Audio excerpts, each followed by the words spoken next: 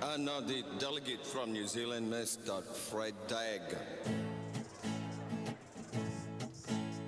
At the dawn of the day, in the great southern ocean, when the world's greatest fish was being landed, and the boat they were pulling it into was sinking, and the sea was quite lumpy, and the weather was foul, and the bloke with the map was as pissed as an owl, and the boys called out, "Maui, you clown, let it go!"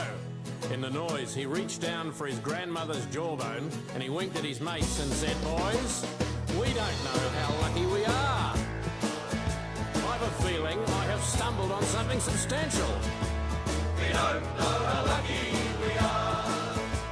We don't know how lucky we are." I was speaking to a mate of mine just the other day, a guy called Bruce Bayliss, actually, who lives up our way. He's been away on a round-the-world 8th Army do for a year, more or less. I said, "Describe the global position, Bruce." He said, "Fred, it's a mess. We don't know how lucky we are in this country. We don't know how lucky we are. We don't know how lucky we are.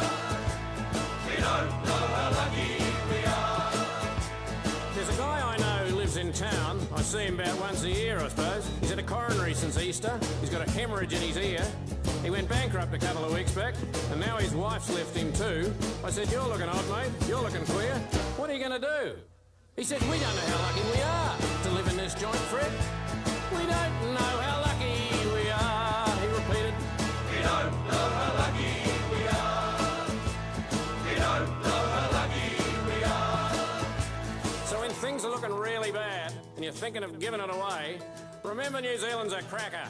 And I reckon come what may, if things get appallingly bad and we're all under constant attack, remember we want to see good clean ball, and for God's sake, feed your bats. We don't know how fortunate we are to have that place. We don't know how propitious are the circumstances, Frederick.